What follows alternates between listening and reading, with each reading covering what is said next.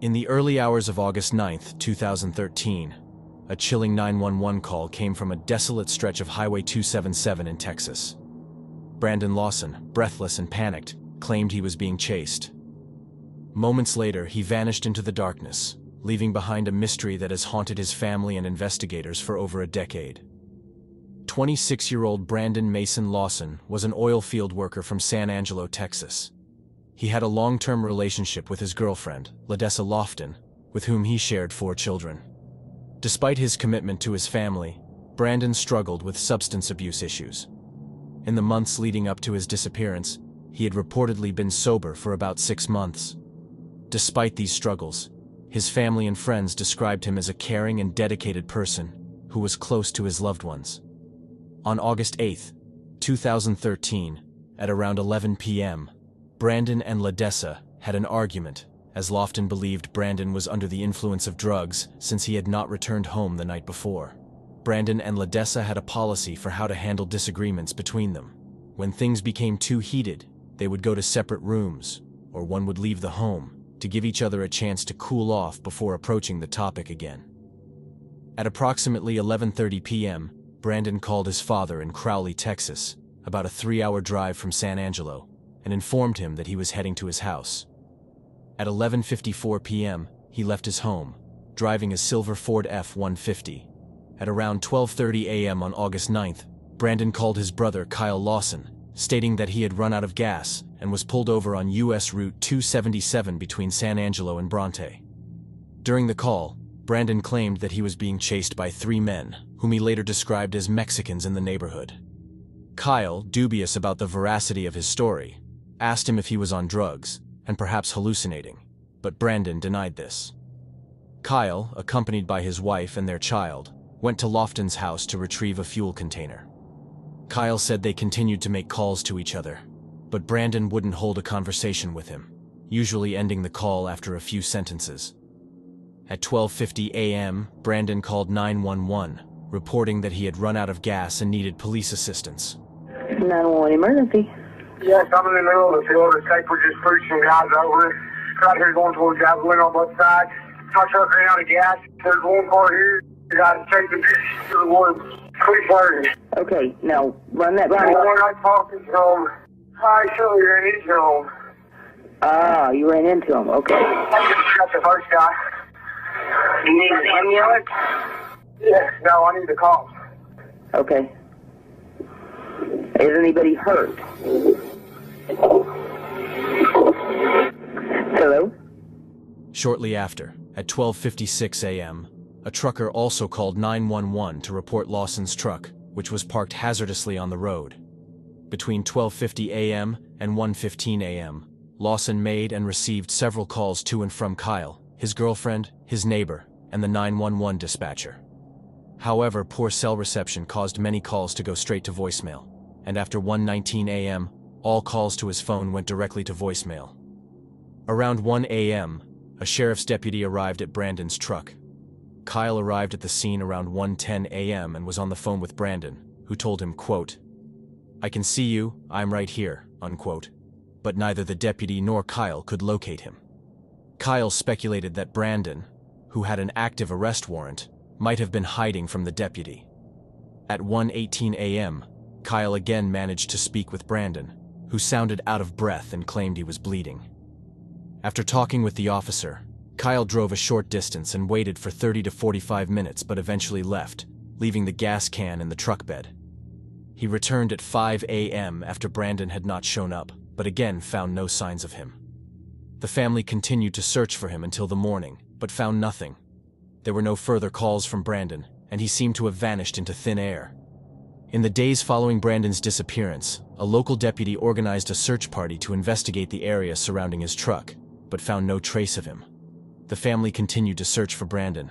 They looked everywhere they could in the area, but were hampered in their efforts by local landowners who refused to allow them to search on their land. Not a shred of evidence was discovered to explain what had happened to Brandon. Kyle later revealed that Brandon had relapsed and started using methamphetamine again shortly before he went missing. This fueled theories that he might have been hallucinating the night he disappeared and succumbed to the elements or injuries incurred while traversing rough terrain in the middle of the night. On February 4, 2022, Brandon's family posted an update on Facebook, stating that a search party had discovered clothing believed to belong to him near his last known location. Following this, the Texas Rangers conducted a search and located human remains in the area. On June 5, 2023, the family provided another update explaining that DNA analysis of the remains found is still ongoing. The process has been delayed due to the small amount of remains available and significant DNA degradation from years of exposure. Despite testing at 2 labs, results are pending. As of 2024, the whereabouts of Brandon Lawson or what occurred the night he went missing remain unknown. Despite the lack of progress, Brandon's family remains hopeful his case will one day be solved. On the night of December 6, 1991, Austin, Texas, was forever changed when 4 teenage girls were brutally murdered at a yogurt shop in a seemingly safe neighborhood. What began as an ordinary evening shift at the I Can't Believe It's Yogurt shop spiraled into one of the most chilling, unsolved crimes in Texas history. Just before midnight on December 9th, a call came in about a fire at the yogurt shop in northwestern Austin. Fire crews would arrive at the scene a short time later to extinguish the fire, but inside would make a heinous discovery. The bodies of 4 teenage girls who had been shot execution style and then set on fire. The victims were identified as 13-year-old Amy Ayers, 17-year-old Eliza Thomas, 17-year-old Jennifer Harbison, and Jennifer's 15-year-old sister Sarah. Jennifer and Eliza were the shop employees, while Sarah and her friend Amy were in the shop to get a ride home with Jennifer after it closed at 11 p.m. They had all been shot in the head with a .22 caliber pistol, and at least one of them had been sexually assaulted, but all had been found undressed. Sarah, Eliza, and Jennifer were all gagged and bound with their own underwear and had been severely charred by the fire. Unlike the others, Amy's body was found in a separate part of the shop. She was not charred but had sustained 2nd and 3rd degree burns on 25 to 30% of her body. She was found with a sock-like cloth around her neck. Like the others, she had been shot. However, the bullet had missed her brain. A second bullet caused severe damage to her brain, exiting through her cheek and jawline. According to some reports, she was still alive when firefighters arrived at the scene but died moments after their arrival. At the crime scene, investigators discovered that the yogurt shop's back door had been left unlocked, likely providing the culprit or culprits with an escape route, as the front door was locked and the keys were later found inside. Additionally, $540 had been stolen from the register. The last transaction recorded in the register's log was at 11:03 p.m., 3 minutes after the shop's scheduled closing time. This transaction was marked as a no sale, indicating either a canceled transaction or that the no sale button had been pressed to open the register drawer, likely during the robbery.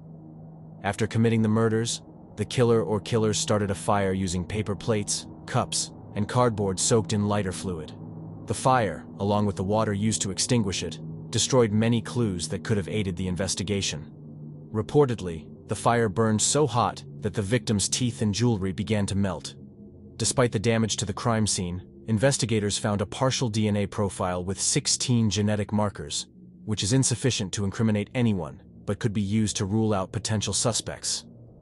On the night of the murders, at 8:15 p.m., a customer reported seeing 2 teenage boys near the entrance who made her feel uneasy. Hours later, a former military police officer entered with friends and noticed a young man acting oddly, ordering a soda and disappearing toward the back of the shop, where the restroom was. Other witnesses saw 2 men sitting near the register around closing time at 10:42 p.m., both partially obscured by jackets. These individuals have never been identified. During their investigation, detectives initially focused on 4 teenage boys: Robert Springsteen, Michael Scott, Morris Pierce, and Forrest Wellborn. Pierce had been found with a .22 caliber handgun and initially confessed to the murders, but detectives released him, finding his confession unreliable. In 1999, 8 years after the murders, authorities arrested the 4, now adults, in connection with the yogurt shop slayings. After police interviews, Scott and Springsteen eventually confessed to the killings. Scott was sentenced to death, and Springsteen received a life sentence. However, the Texas Court of Appeals overturned these convictions, ruling that Scott and Springsteen hadn't been given the chance to cross-examine one another. Both men were released on bond in 2009, and the charges were later dropped. Over the years, law enforcement has obtained false confessions and investigated over 1,200 possible suspects in the murders. Despite these efforts, the decades-old case remains unsolved.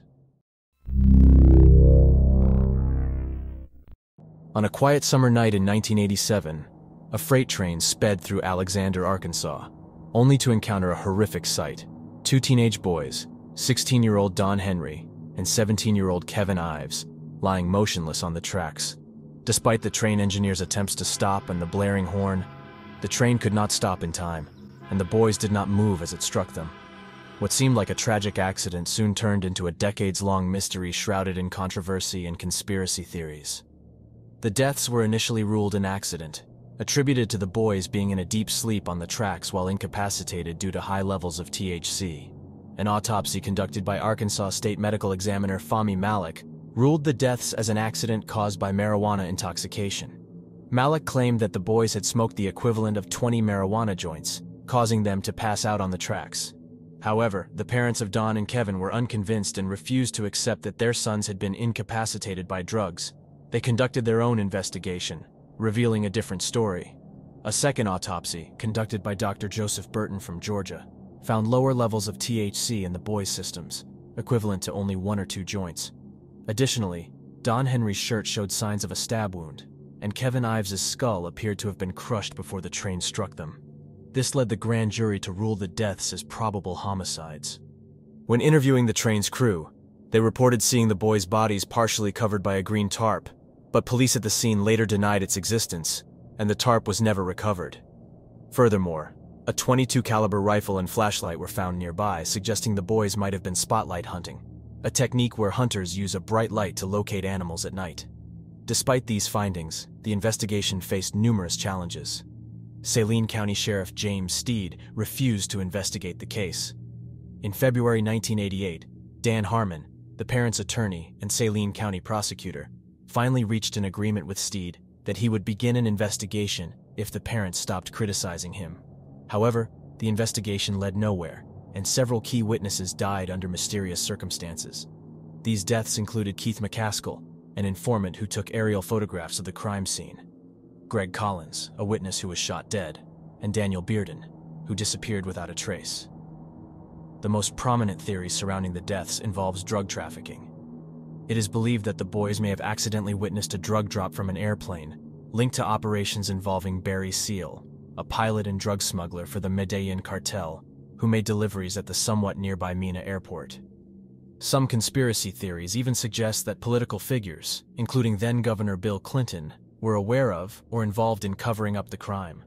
The FBI took over the case in 1994, but reached no conclusion, and the investigation was dropped in 1995, allegedly due to political pressure. The Arkansas State Police investigation also yielded no results. The case gained renewed attention in 1996 when Linda Ives released a documentary called Obstruction of Justice: The Mina Connection. The film accused law enforcement and local authorities of involvement in the murders, targeting police officers and even Dan Harmon, who had represented the victims' families. Harmon was later arrested in 1997 for racketeering and drug-related charges and was sentenced to 11 years in prison. 31 years later, in 2018, a new witness came forward. Former professional wrestler Billy Jack Haynes claimed that he had been involved in drug trafficking during the 1980s and was present when Don and Kevin were murdered. Haynes alleged that he had been hired by a politician drug dealer to provide security during a drug drop when the boys stumbled upon the operation. According to Haynes, the boys were killed by individuals connected to the same criminal politician.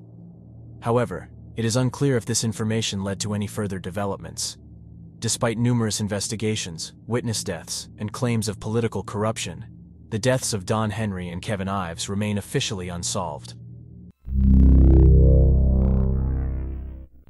On June 25, 1986, a tanker truck filled with sulfuric acid barreled through Spain's Somosierra mountain pass before crashing, resulting in 2 deaths and triggering one of the country's most baffling unsolved mysteries. This is the case of the boy from Somosierra.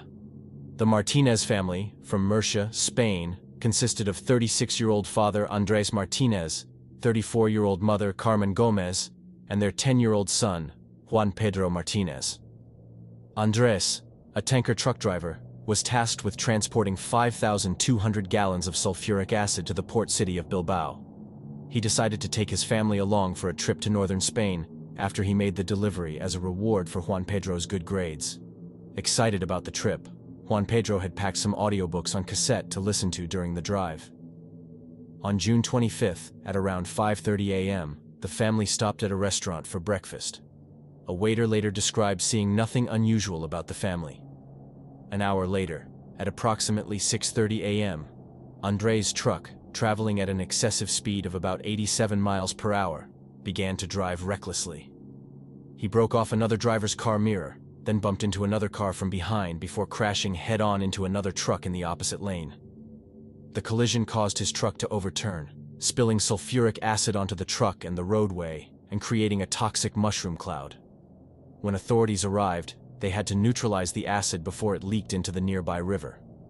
After the area was cleaned up, they found the bodies of Andres and Carmen, severely damaged from the sulfuric acid.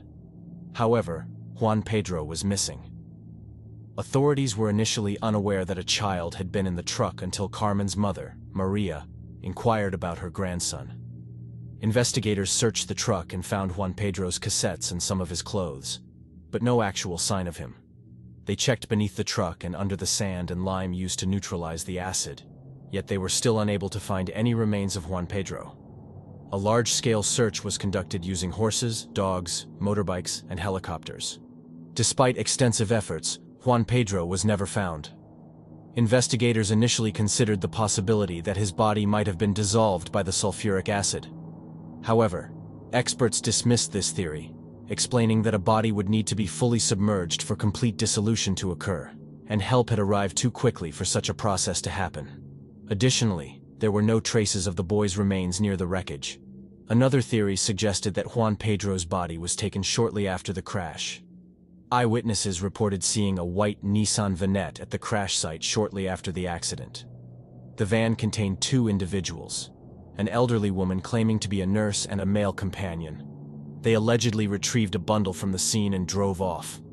Authorities investigated over 3,000 similar vans in the area, but found no leads. One theory suggested that the truck's brakes had failed. However, upon examining Andres' truck, investigators discovered that there was nothing wrong with the brakes. Another peculiar detail emerged from the truck's tachometer. It recorded that Andres had stopped the truck 12 times while ascending the mountain over a period of just 20 minutes. Other truckers noted that stopping even once on the mountain pass was unnecessary, let alone 12 times. No one could explain why he was speeding recklessly, but it appeared to be entirely his choice. The most popular theory suggested that Juan Pedro had been abducted, prompting his father to chase after him. During the search of the truck, authorities discovered traces of heroin. Although Andres and his wife, Carmen, had no known history of drug involvement, Andres' family later revealed that he had been coerced into smuggling heroin by a local trafficking ring.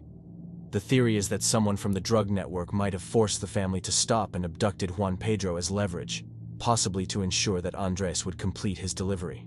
In a desperate attempt to rescue his son, Andres may have driven recklessly, resulting in the crash.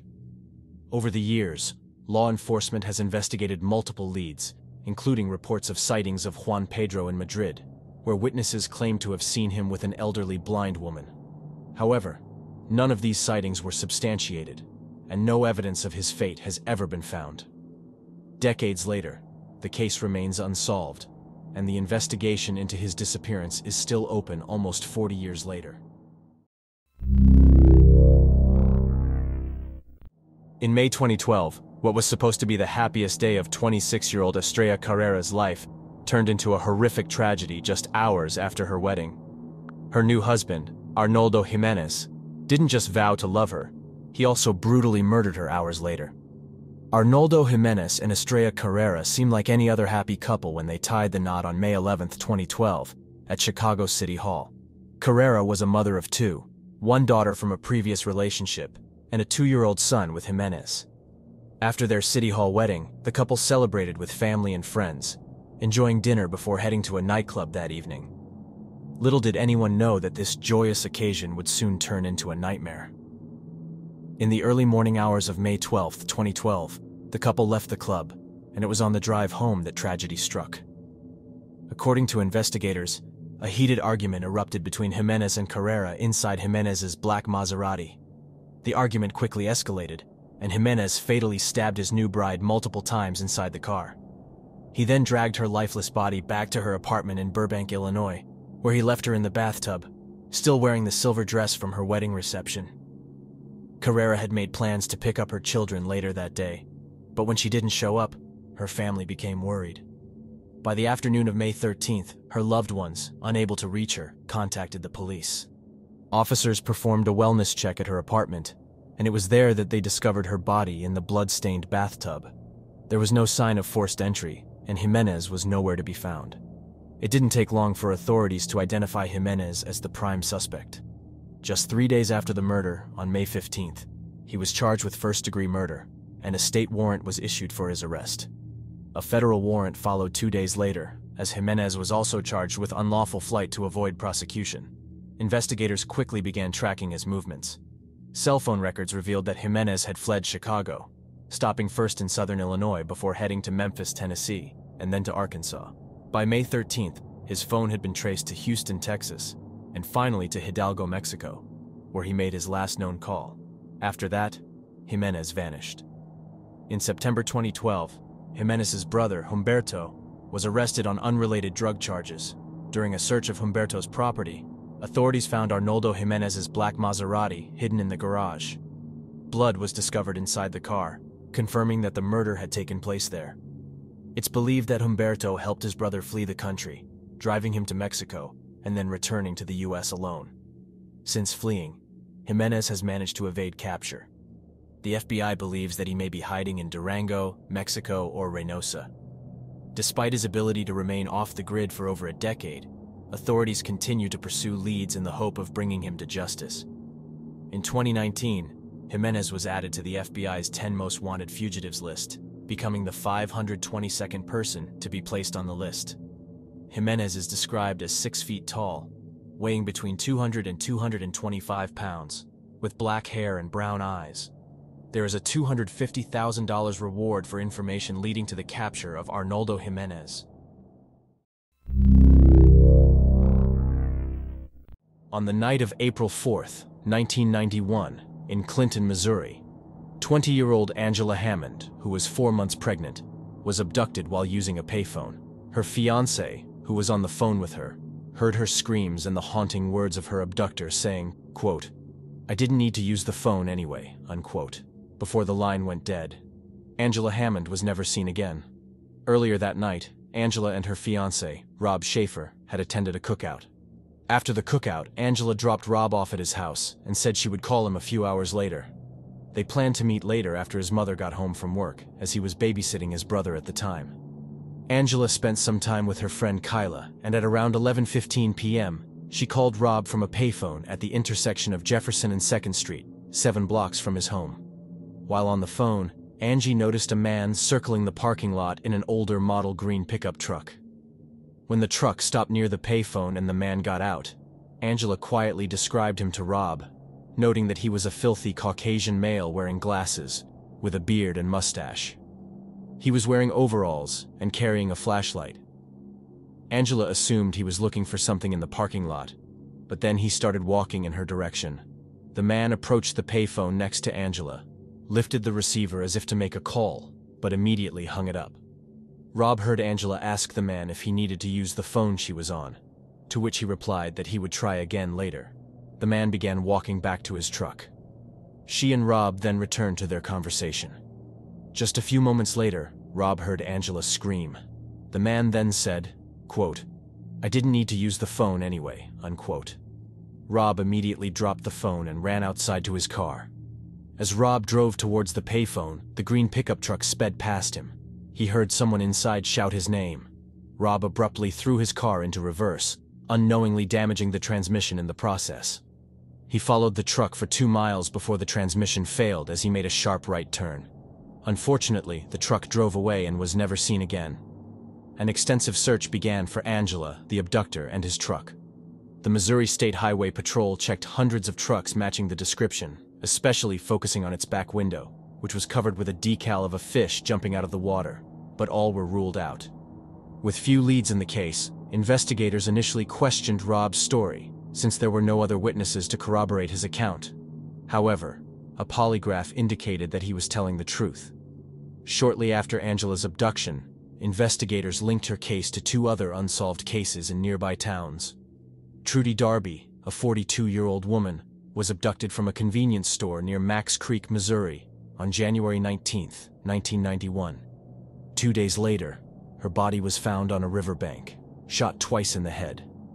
Cheryl Ann Kenny, a 30-year-old woman, vanished from a convenience store in Nevada, Missouri, on February 28, 1991, and was never found. Despite the efforts of law enforcement and the community, the whereabouts of Angela Hammond and the identity of her abductor have remained unsolved for 33 years. In 2021, investigators suggested a new theory proposing that Angela might have been abducted by mistake. They believe the intended target was another woman named Angela, whose father had been an informant in a narcotics case. On the night of Angela's abduction, the informant received a threatening note targeting his daughter, who closely resembled Angela. This theory has not been proven and remains under investigation as of 2021. On the morning of November 10, 2008, a seemingly peaceful Kentucky town was rocked by a brutal and mysterious murder. James "Jim" Carl Duckett Jr., a well-respected Army veteran, was found bound and stabbed to death in his home by his sister. After spending November 8th shopping and visiting his sister's family, Jim turned down an invitation from friends that evening, as he had plans to attend church and go horseback riding with his girlfriend the next day. However, when Jim, who typically spoke with his sister Catherine every day, didn't call her the following day, she became concerned. Catherine grew even more anxious when she learned that Jim hadn't attended church. She and her other sister Rebecca tried repeatedly to contact him. By the evening, when they still hadn't heard from him, Catherine decided to drive out to Jim's home. When Catherine arrived, she noticed that his truck was gone. Although nothing inside seemed disturbed at first, she did notice that the bedroom window screen appeared to have been tampered with. Jim's bed was uncharacteristically messy. His dog, Bo, was unharmed, so Catherine assumed Jim might have gone out with his girlfriend and simply forgotten his phone. On November 10th, Catherine returned to Jim's house, and again his truck was gone. As she went inside, she discovered grass on the floor, holes in the walls, and Jim's cowboy boots lying on the ground. Tragically, in the bathroom, Catherine found Jim dead. His body was bound to a chair, and he had been stabbed multiple times. The bathroom was covered in blood, and Jim had clearly been dead for hours. The Shelby County Sheriff's Office responded to the scene and found that Jim had been tortured before his death, bound to the chair, beaten, stabbed, and his throat slit.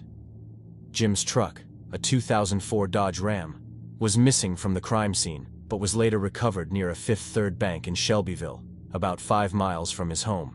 Surveillance footage from the bank's ATM revealed that someone had used Jim's debit card to withdraw all the money in his account around 3 a.m. on November 9th. The individual in the footage was difficult to identify due to a blurry camera lens, which showed someone wearing a long-sleeved flannel shirt and possibly a dark beanie. Investigators learned that only a week before his murder, Jim's home had been robbed. A small box of jewelry had been stolen, with the thief seemingly knowing exactly what to take and where it was located. Jim had installed a security system. Unfortunately, it had not been activated on the night of the murder.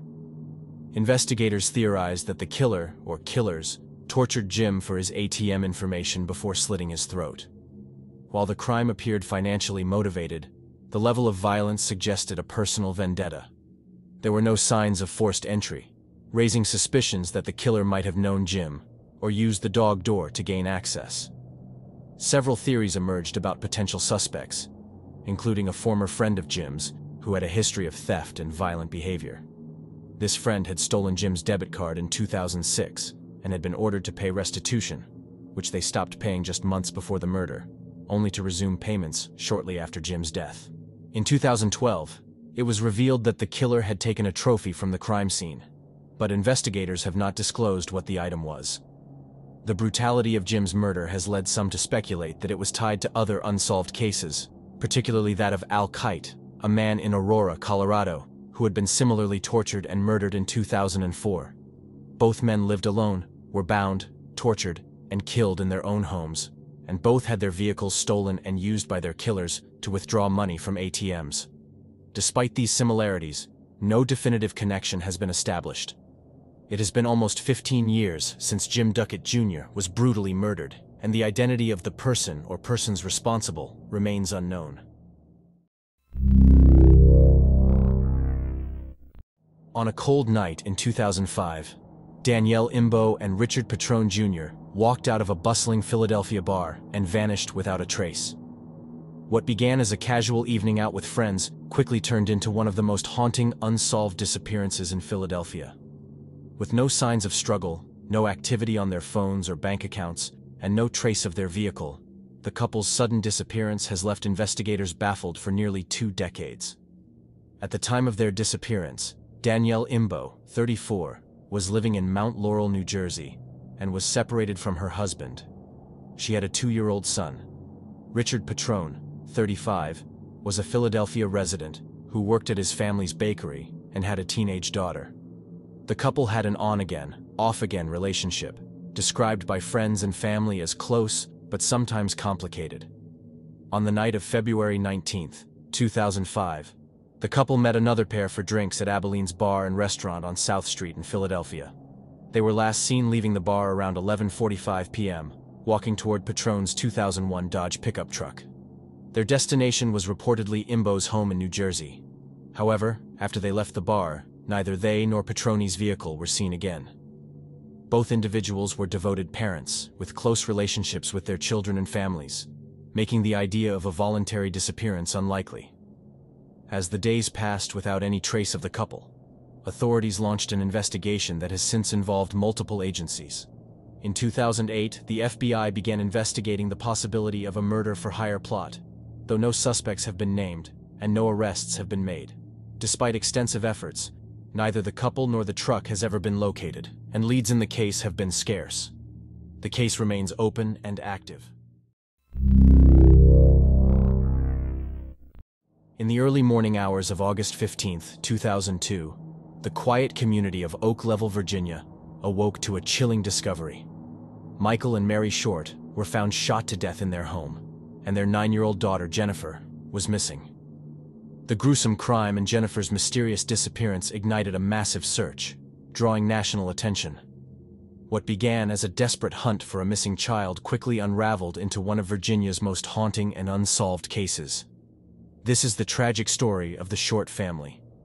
Michael Wayne Short, born on February 18, 1952, and Mary Frances Hall, born on April 20, 1966, both grew up in Southern Virginia. When they met, Michael already had 3 sons from a previous marriage. The couple married and had a daughter, Jennifer Renee Short, born on July 12, 1993. Michael owned a mobile home moving business, MS Mobile Home Movers, where both he and Mary worked. However, the business struggled, leading them to put their home on the market. Michael considered moving the family to South Carolina for a fresh start due to business ties in the area. On the evening of August 14, 2002, Michael, Mary, and Jennifer were last seen together at a Burger King drive-thru in Collinsville around 11 p.m. The following morning, Michael's employee, Chris Thompson, arrived at the Short home for work and discovered Michael's body on the couch in the garage. Authorities soon found Mary's body in the couple's bedroom. Both had been shot in the head with a small caliber firearm, likely while they were asleep. There were no signs of a struggle, and the phone lines had been cut, suggesting the murders could have been premeditated. Missing from the scene was Jennifer, who was nowhere to be found. Police reached out to the Shorts' known relatives and friends, most of whom lived in the immediate area, but none knew where Jennifer was. An Amber Alert was issued toward Jennifer, which quickly expanded nationwide. Extensive searches failed to find any immediate trace of her. Initial theories suggested that Jennifer might have fled the house after her parents were killed, but this changed when she didn't turn up after several hours. Bloodhounds confirmed her scent at the family's home and a nearby convenience store, but provided no new leads. Chris Thompson cooperated with the investigation and was cleared as a suspect. Authorities suspected the perpetrator might have scoped out the house during open house events, as the Shorts had recently listed their home for sale. On September 25, 2002, a resident in Stoneville, North Carolina, discovered a human skull and other remains which were later identified as belonging to Jennifer Short. She had also been killed by a small caliber gunshot to the head, but due to decomposition, it was impossible to determine whether she had been sexually assaulted. The discovery raised questions about the killer's motives regarding why Jennifer was abducted while her parents were killed. On March 18, 2009, nearly 7 years after the murders, the Federal Bureau of Investigation released sketches of a potential suspect seen near the Short home during the murders, as well as a sketch of a white flatbed truck believed to have been in the area that morning. In December 2002, the Short family home was auctioned, but remained vacant until a suspicious fire destroyed it in 2019. The fire's cause remains unknown, but theories suggest it may be linked to arson or an attempt by the murderer to destroy evidence. Despite nearly 2 decades passing, the case remains open and active, with law enforcement continuing to investigate whenever new tips arise. An $80,000 reward is still offered for information leading to an arrest and conviction. In February 2009, a woman walking her dog on the West Mesa of Albuquerque, New Mexico, stumbled upon a bone. Trusting her gut instinct that the bone wasn't from an animal, she sent a photo to a relative who worked in the medical field. The relative confirmed that the picture appeared to show a human femur. Police were called, leading to the discovery of the skeletonized remains of 11 murdered women, girls, and 1 fetus. Thus began one of New Mexico's most haunting mysteries, the unsolved case of the West Mesa bone collector. The victims were identified as Monica Candelaria, Victoria Chavez, Selenia Edwards, Doreen Marquez, Veronica Romero, Jamie Barella, Evelyn Salazar, Virginia Cloven, Julie Nieto, Cinnamon Elks, and Michelle Valdez, who was 4 months pregnant at the time of her death. They were all between the ages of 15 and 32 at the time of their deaths. It is believed that the victims were buried between 2001 and 2005, as satellite images from that period showed tire tracks and disturbed soil at the site. The area was set to be developed into housing, but construction was halted following the collapse of the housing bubble in 2008. After neighbors complained about flooding at the site, the developer constructed a retaining wall to redirect stormwater into a nearby retention pond. This work inadvertently exposed bones at the surface, leading to the 2009 discovery. Authorities suspect the murders could either be the work of a serial killer or possibly linked to a sex trafficking ring, as many of the women had connections to sex work or drug use. No official suspects have ever been named in connection with the murders. In 2010, a reward of up to $100,000 was offered for information leading to the arrest and conviction of the person or persons responsible. Over time, several men have attracted police attention, though they have not been named as full suspects. Lorenzo Montoya was a resident living less than 3 miles from the burial site and was suspected due to his proximity and history of violent attacks on sex workers. In 2006, he strangled a 19-year-old sex worker, but was shot and killed by her boyfriend before police could apprehend him. Dirt trails led from his trailer to the burial site, and police believe the murders stopped after his death. A video found in his home also showed disturbing footage of him with a possibly deceased woman. Fred Reynolds was a pimp who knew one of the missing women and had photos of missing sex workers. Reynolds died of natural causes in January 2009, and no conclusive evidence tied him to the murders. Ron Irwin was a photographer from Missouri who frequently visited the New Mexico State Fair. In 2010, police confiscated tens of thousands of photos from his properties in Joplin, Missouri. However, they later cleared him as a suspect. Scott Lee Kimball is a convicted serial killer in Colorado who was investigated but denied involvement in the West Mesa murders. Joseph Blee, dubbed the mid-school rapist, was investigated after police connected him to a 1980s rape case and found his DNA linked to a deceased sex worker. A tree tag found at the West Mesa burial site was traced to a nursery he frequented. Blee had women's underwear and jewelry that did not belong to him or his family in his home, and allegedly admitted to hiring the West Mesa victims, whom he referred to as trashy. In 2015, he was sentenced to 36 years in prison for rape. It has been almost 16 years since the discovery of the West Mesa bone collector's burial ground. And despite the lack of evidence, authorities and family members of the victims remain hopeful that the murders will one day be solved. This is the last footage of 27-year-old Brian Randall Schaefer before he vanished and was never seen again. At the time of his disappearance, Schaefer was a medical student at Ohio State University College of Medicine. On the night of March 31, 2006, Brian went out bar hopping with friends in Columbus, Ohio. At around 1:15 a.m., security footage captures Brian and his friends making their way up an escalator to the Ugly Tuna Saloon, a bar. After this, Brian was seen flirting with a woman outside of the bar. The woman went inside the bar to use the restroom, and when she returned, Brian was gone. It was common for Brian to separate from his friends, so they didn't think much of it.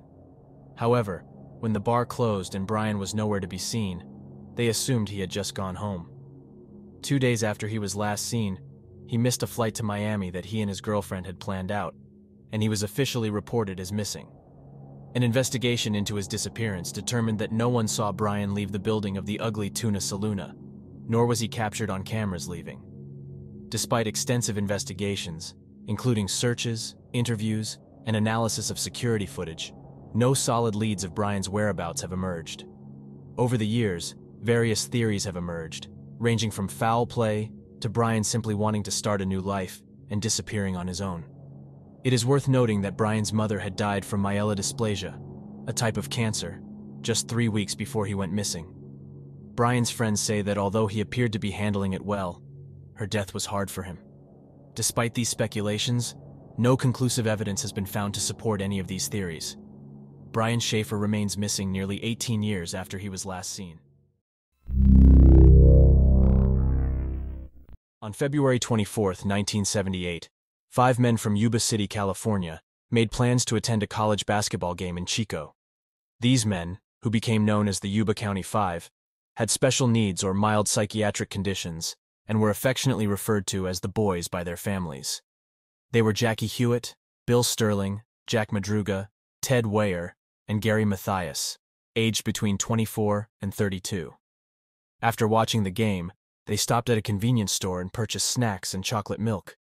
This was captured on surveillance footage and was the last known sighting of the group.